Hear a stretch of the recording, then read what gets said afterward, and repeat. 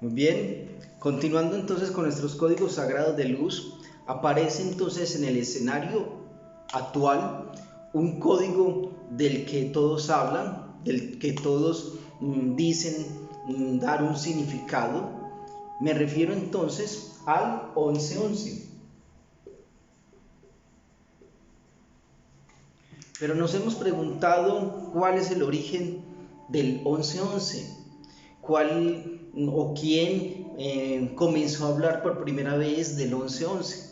Entonces son preguntas básicas, pero que muchas veces no nos las hacemos y son preguntas de suma importancia. ¿Por qué? Porque nos llevan a las raíces, al origen.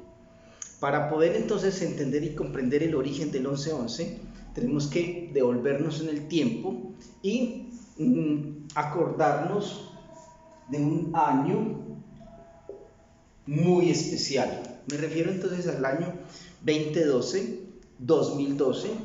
En esa época, pues, ¿de qué se hablaba? Se hablaba precisamente del calendario maya, del fin del tiempo, y quienes, algunos por creer la desinformación, pensaban sobre que iba a llegar, ¿qué? El fin del mundo.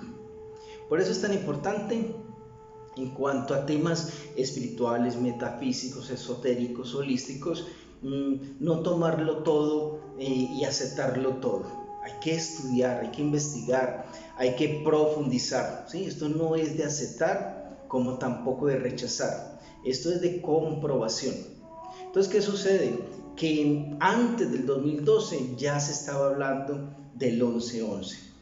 Pero ¿de dónde surgió? ¿De dónde apareció esta información? Entonces, dentro del calendario maya nos hablan en unos términos y aparece este término, el kin. Cuando se habla del kin se hace referencia ¿a qué? Al día, pero no cualquier día.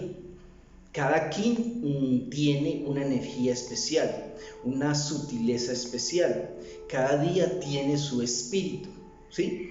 Entonces, por ejemplo, las personas que viven de manera mecánica, todos los días son iguales, todos los días le parecen igual.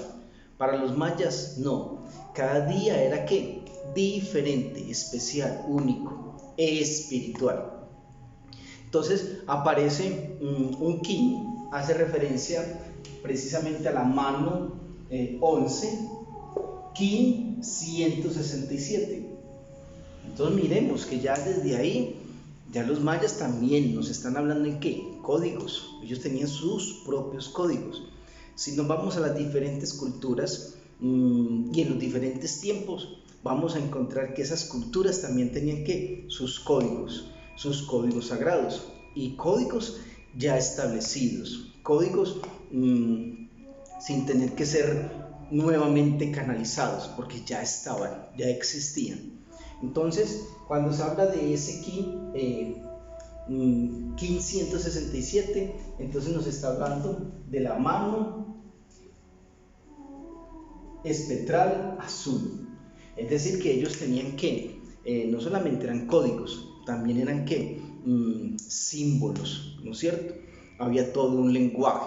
Cuando se habla de mano 11, hace referencia al tono, es decir, a la vibración, o lo que hoy en día pues se dice frecuentemente, la frecuencia vibracional. Entonces la frecuencia vibracional era ¿cuál? La 11, ¿sí? Simbolizado de esta manera, ¿sí? Esa mano espectral azul tenía también ¿qué? Un poder, una cualidad, estaba vinculado al chakra del corazón, ¿sí? Entonces un kin tenía muchísimos elementos, ¿no es cierto? Y también aparece entonces de lo que precisamente hablaban los mayas por esos tiempos, de otro kin. Entonces el otro es mano 12, representado de esta manera, 2.2 líneas, mano cristal azul,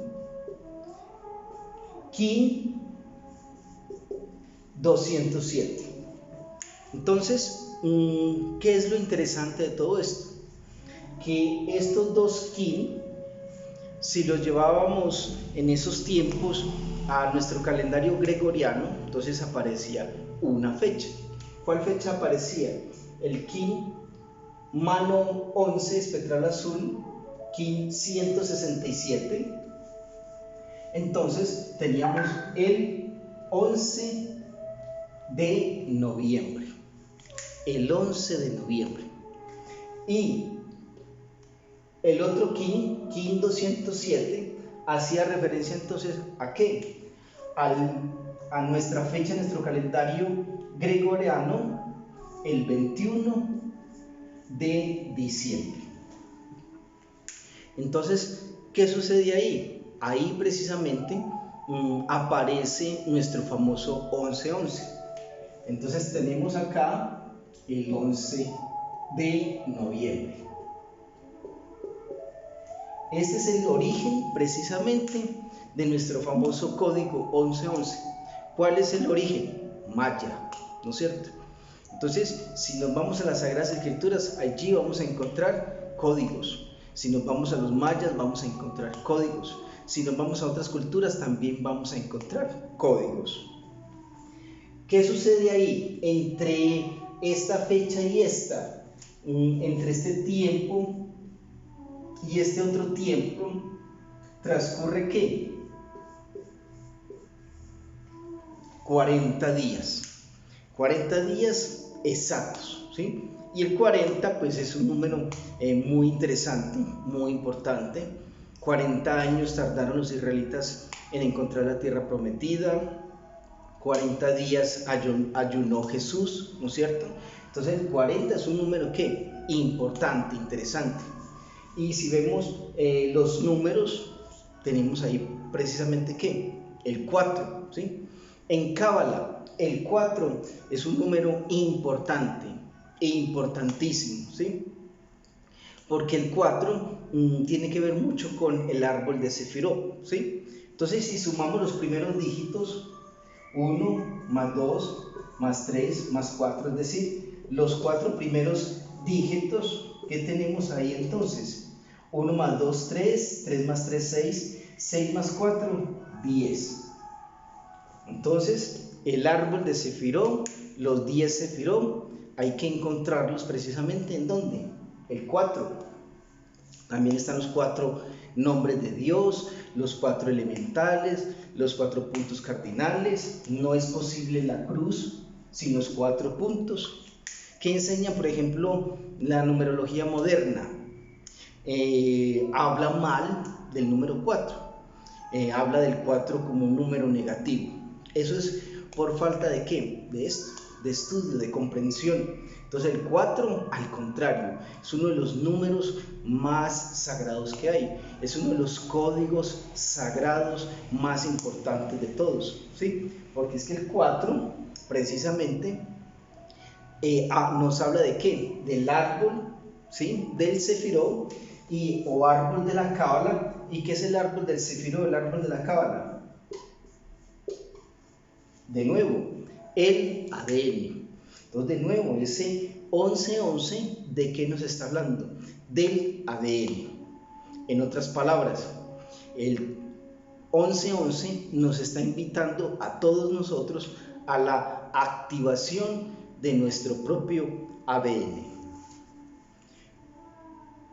Muchísimas gracias. Dios los bendiga.